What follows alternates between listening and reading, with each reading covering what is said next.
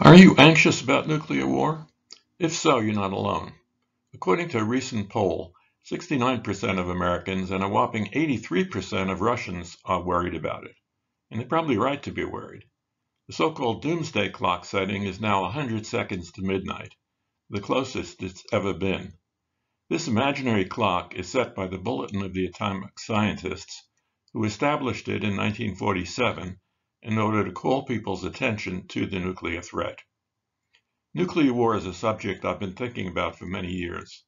I wrote a book on the subject and even taught a course on it at George Mason University, where I was a professor of physics until my retirement. This presentation describes the only way to prevent nuclear war.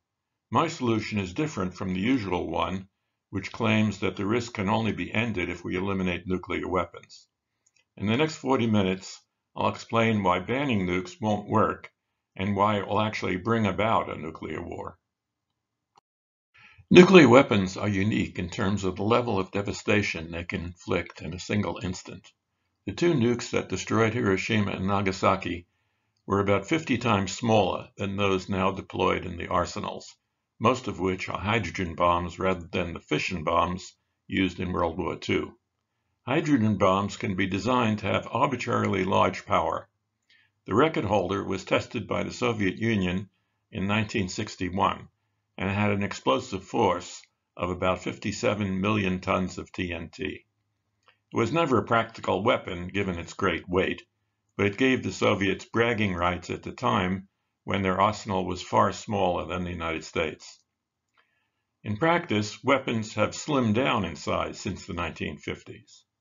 This reduction was made because the destruction from many smaller warheads atop a missile is greater than one single warhead. While there are 9 nations now having nukes, many others could build a bomb anytime they wanted it. In fact, any of the 32 nations having nuclear reactors could almost certainly do so. You can even find many videos on YouTube claiming to tell you how to build your own nuke. As an indication of how easy it is to build a bomb, consider 14-year-old Catherine Simmons, who built an A-bomb as a science project at her high school. This did cause some consternation about school security issues. Catherine's A-bomb project was reported in the January 2022 issue of the authoritative World News Daily Report. In case you haven't figured it out yet, the report of Catherine's project was a satire, and she is a fictional person, but the story was taken seriously by many people. The World News Daily Report is a satirical website posing as a real news source. The creators of the site are mostly just having fun, but they also have the serious purpose of criticizing sensationalism in the media. By the way, despite the science project story being satirical, building your own nuke is not entirely out of the question. The hard part would be getting your hands on the needed enriched plutonium or uranium. Most of the 9 nations known to have nukes do not reveal the size of their arsenals, and if they did, why would you believe them? It's quite possible that a 10th nation, Iran, really now has enough material for a small arsenal, and maybe even has one or more actual nukes. Of course, accumulating untested nukes could prove very dangerous for Iran, considering Israel's noted intelligence capabilities.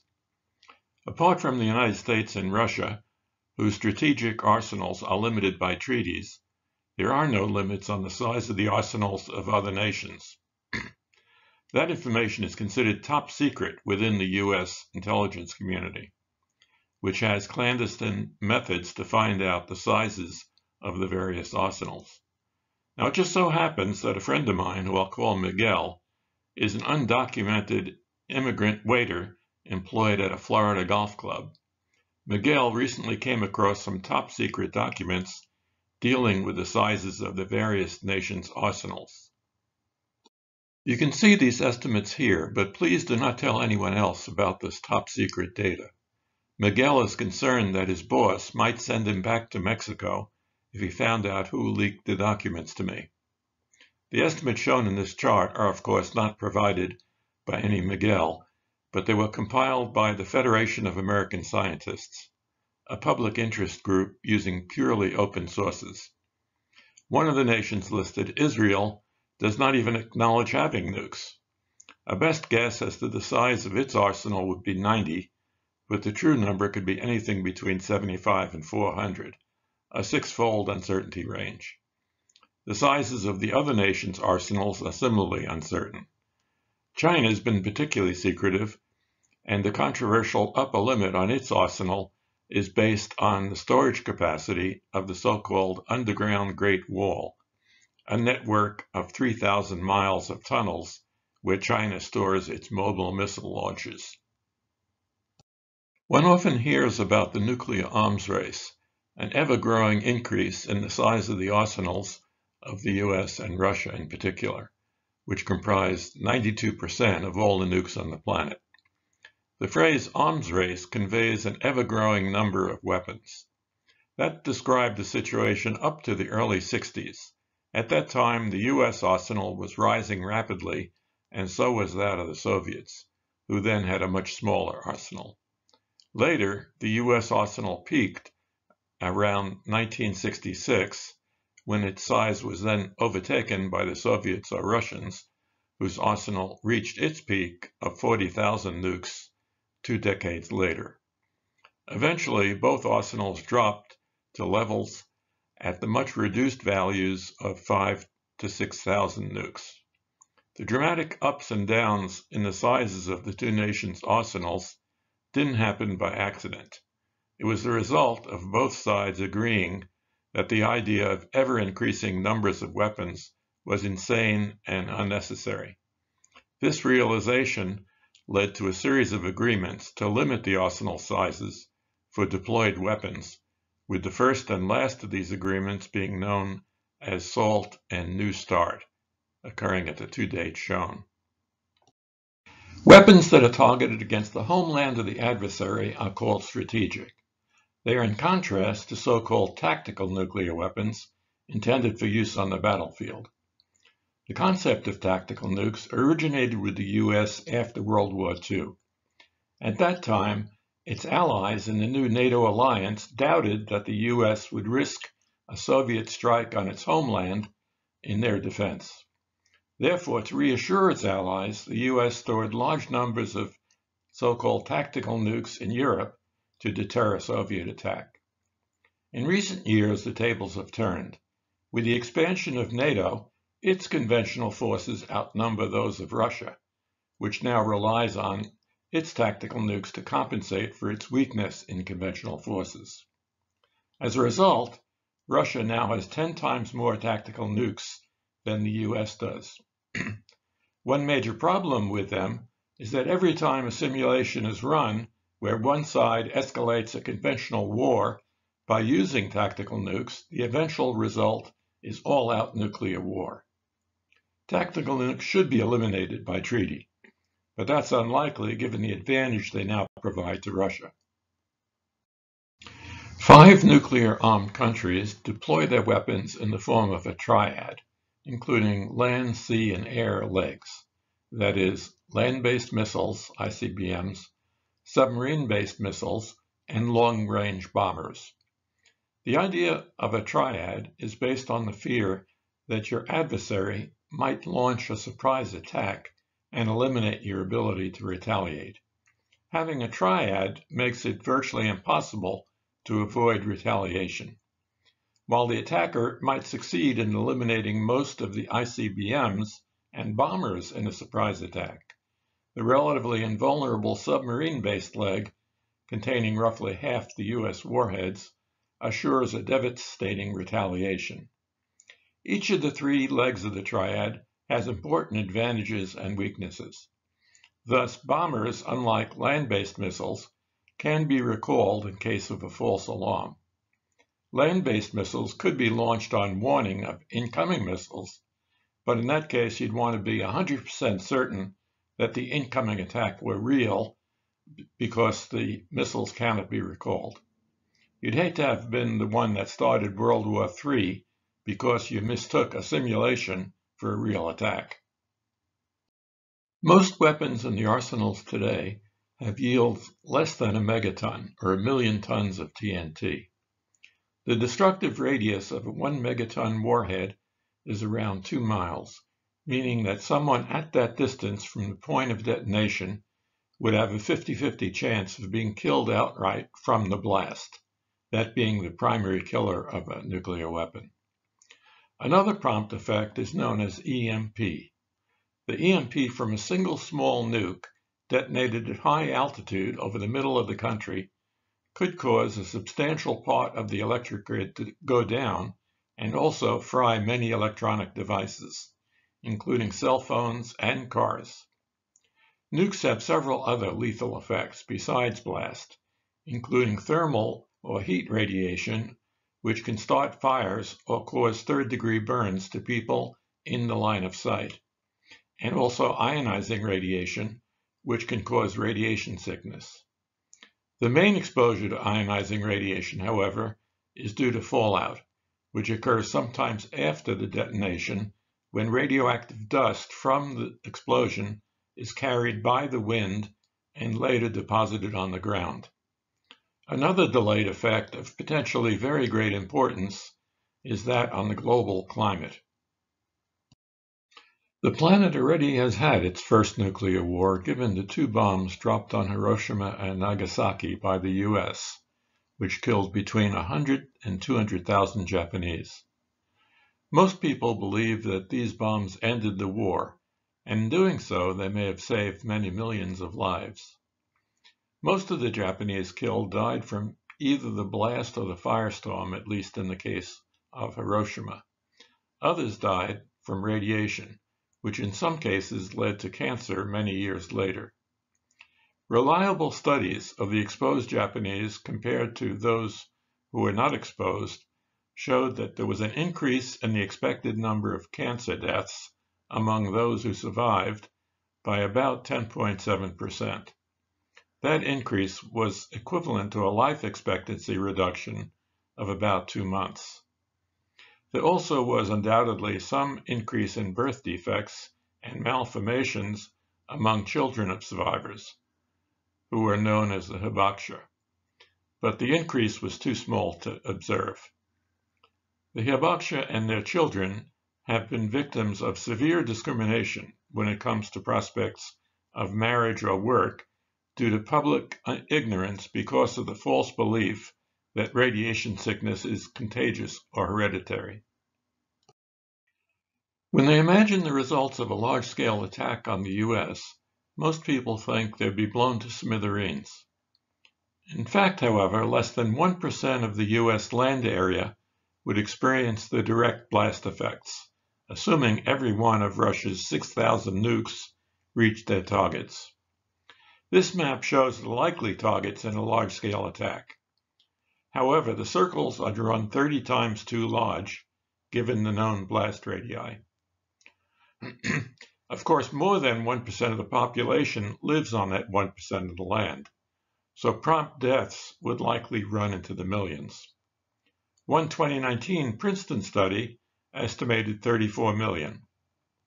The 99% of the U.S. area that escaped immediate blast effects would mainly have to cope with the fallout, which would vary substantially depending on the wind direction and where you lived. Contrary to conventional wisdom, however, in many areas of the country, you would not need a special fallout shelter. Simply staying inside for a period of time would offer substantial protection. However, without a fallout shelter, you might have an increase in cancer risk many years later that might be comparable to that of being a smoker. A 2022 Rutgers University study about the impact of the U.S.-Russia nuclear war has received very extensive coverage in the media. The study claimed much more catastrophic outcome of a nuclear war than I have suggested, because it considered the war's very long-term global climate impact. The blockage of sunlight due to smoke from fires ignited by the bombs would lead to a nuclear winter. The world's food production would crash more than 90% and cause a global famine, killing an estimated 5 billion people in the years following the war. The study further claimed that even a war involving a mere 3% of the arsenals would kill 3 billion people, almost half the world's population. But the key question is whether such an event is likely to occur. If not, it would be just as accurate for screaming headlines to report that 5 billion people would be killed in a large asteroid impact, causing an asteroid winter. The claim of nuclear winter was first made in the early 1980s, and it is no less controversial now than it was then, despite improvements in climate modeling. The large drop in temperature needed to create a nuclear winter is the result of a very large amount of soot sent into the upper atmosphere, where it would block sunlight for several years. The soot was the result of numerous firestorms that were assumed to occur following a nuclear war.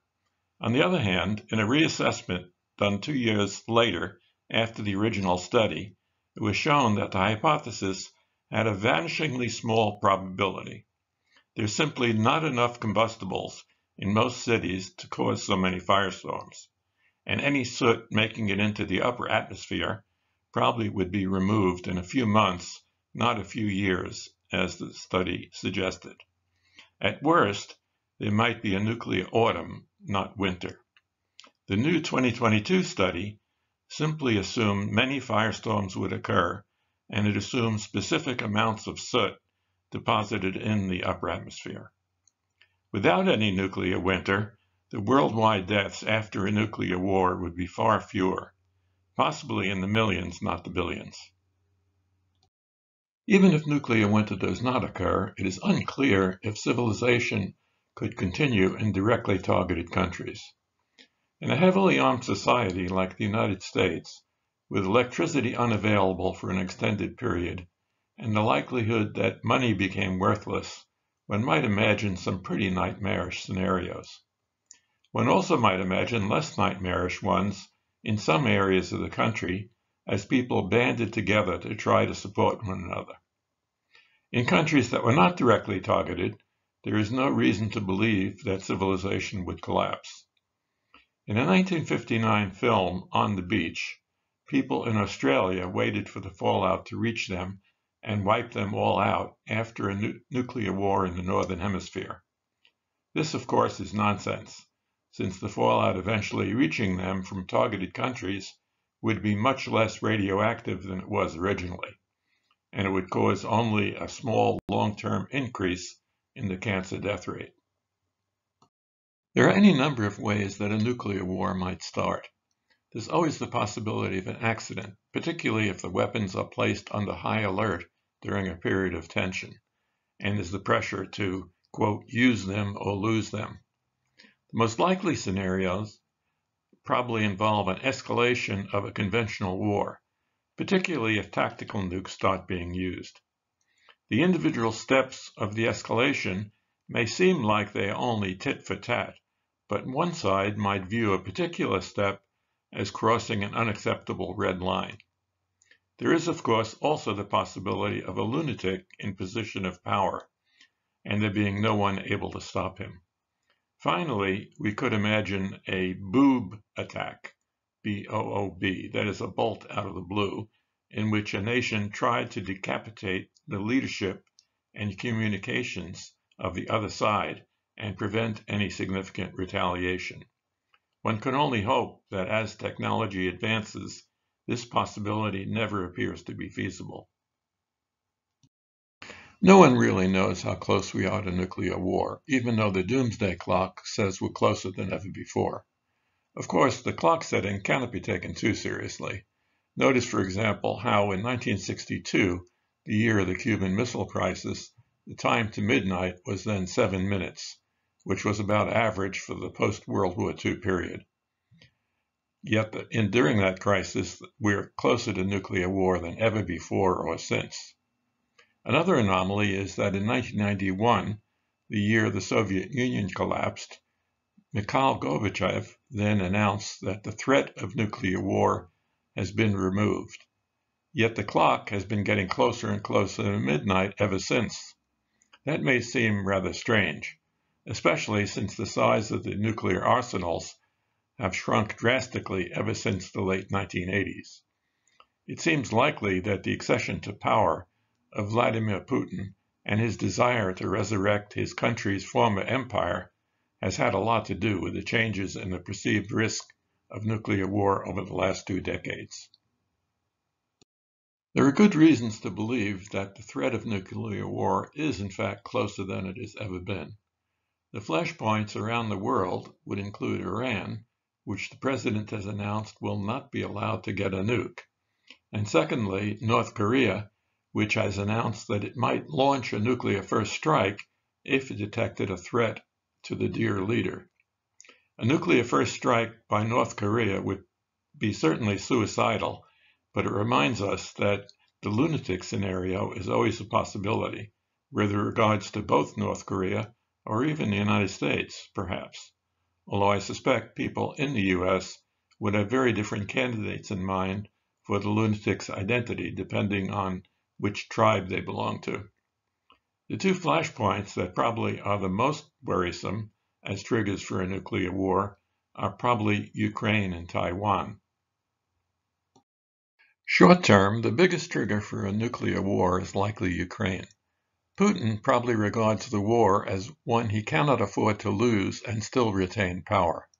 Furthermore, his 10-to-1 advantage in tactical nukes may tempt him to start using them, particularly when he's losing badly. Aside from the possibility of this action escalating to all-out nuclear war, the U.S. and NATO would certainly take strong measures in response. Moreover, much of the part of the world that has so far been neutral would go ballistic at the idea of Russia using nuclear weapons against a non-nuclear state. In fact, many of these non-nuclear states might be strongly motivated to go nuclear. Worst of all, from Russia's point of view, Germany might consider doing so. By invading Ukraine, Putin hoped to fragment NATO, and the opposite happened. NATO wound up expanding with the addition of Sweden and Finland. Were Russia to use tactical nukes in Ukraine, that event would likely backfire even more spectacularly. Long term, the more dangerous trigger to nuclear war may be the U.S. China rivalry, especially over the issue of Taiwan. The U.S. China rivalry is broader than Taiwan and is an example of the so-called Thucydides trap, Thucydides being an ancient Greek historian. The trap, named after him by historian Graham Allison, is the rivalry that always exists between an established world power, the U.S., and a rising power, China. Allison found that 75% of the time, war is the outcome of such rivalries. An ancient Chinese general, Sun Tzu, is famous for writing that a general's greatest victory is one attained without actual combat. China today follows Tzu's advice when it isolates and intimidates Taiwan, when it promotes domestic strife in the U.S., and when it promotes dependency in the U.S. on most of its manufactured goods, computer chips, and rare earth metals. Moreover, China's military spending will soon overtake that of the U.S., and the country has 4 times more people. Thus, China hopes to win without actual combat, but by being in a position where the U.S. would not dare interfere with its designs on Taiwan or elsewhere. Ronald Reagan was the first president to embrace the idea that nuclear weapons could be made impotent and obsolete. A ballistic missile defense would be akin to hitting a bullet with a bullet, but doing so with many incoming bullets and near 100% efficiency. Work continues on this effort, but it may prove impossible. A 2022 study by the American Physical Society concluded that we cannot yet counter an even limited nuclear strike, and upgraded defenses are unlikely to do so anytime within the next 15 years. You may be familiar with Israel's Iron Dome defense, which has proven 90% effective at stopping short-range rockets. However, that is a much easier task than stopping ICBMs, since the rockets travel at much slower speed, and stopping 90% of attacking missiles is not nearly good enough. Defense will become even more difficult once hypersonic, low-flying, and steerable missiles are deployed. The unfeasibility of missile defense may be a good thing. If one is ever achieved, it could lead one side to strike first if it thought its defense was far superior. The idea of nuclear abolition is attractive to many people, but I believe it would lead directly to nuclear war. Even if we had an effective UN, conflicts would still arise into full-blown wars, and when they did, either nuclear weapons would be reconstituted or more likely brought out of their hiding places. In fact, the most unstable situation of all probably would be the race to reconstitute nukes if both sides really had destroyed them. There are those, of course, who claim that nuclear abolition is feasible because they think that conventional weapons could deter any nuclear attack. However, nuclear weapons are very efficient as killing machines, and they can certainly deter other nuclear-armed states from attacking in ways that conventional arms simply cannot. Finally, having a very small arsenal in the belief that even it would prevent nuclear war because of nuclear winter is also misguided, if nuclear winter has only a small chance of occurring. We will eliminate the risk of nuclear war only if we end the risk of war itself.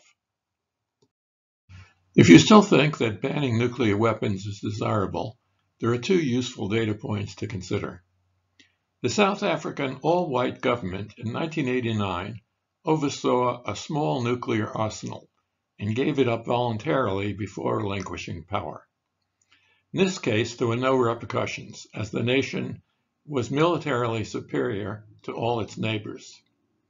The second useful data point on abolishing nukes would be Ukraine. In 1991, the Soviet Union collapsed, and Ukraine became an independent nation. At the time, Ukraine had 1,700 nukes and destroyed them all 3 years later. At the time, only one political scientist, John Mearsheimer, thought that Ukraine was thereby risking invasion by Russia. Others pointed to the Budapest Agreement, whereby Russia, the UK, and the US all guaranteed Ukraine's territorial integrity and political independence. One cannot help but wonder if Ukraine had agreed to destroy, say, 1,600 of its 1,700 nuclear warheads, instead of all of them, whether Russia would have thought twice before invading the country.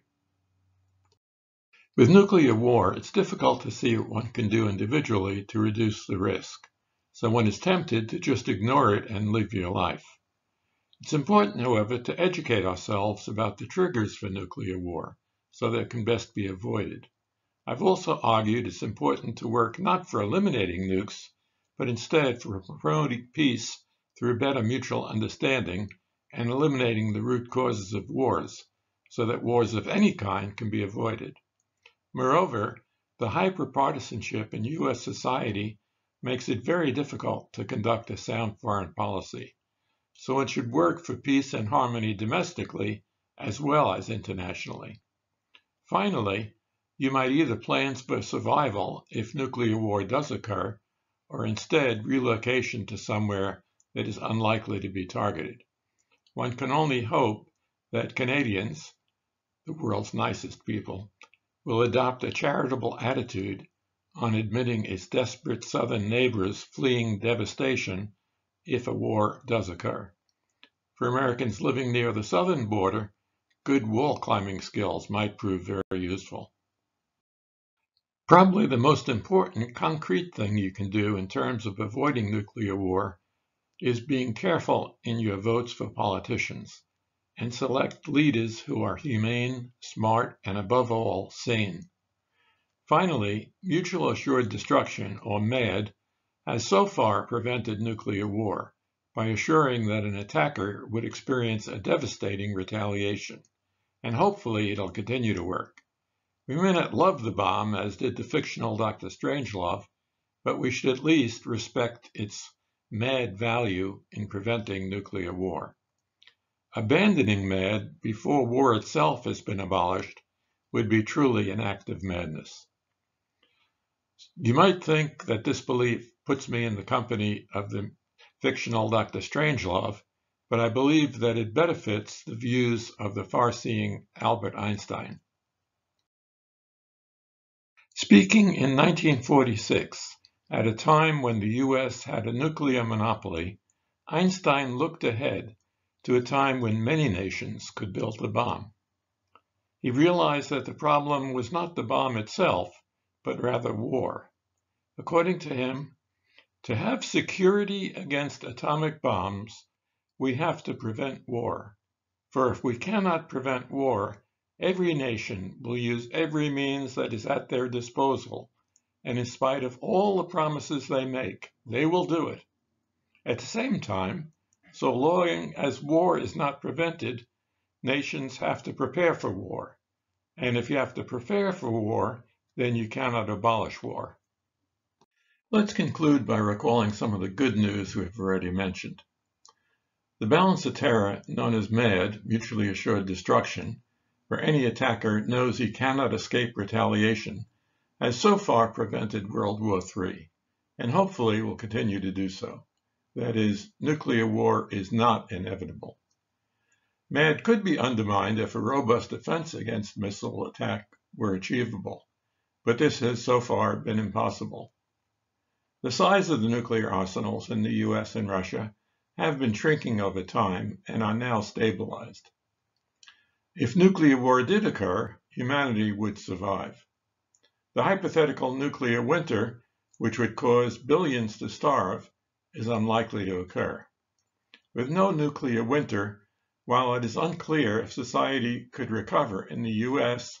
and other directly targeted countries, civilization would carry on in non-targeted countries, and probably even in parts of the U.S. For sheltered people, the long-term health effects due to the radiation would be survivable and would cause a modest increase in cancer deaths comparable to smoking cigarettes.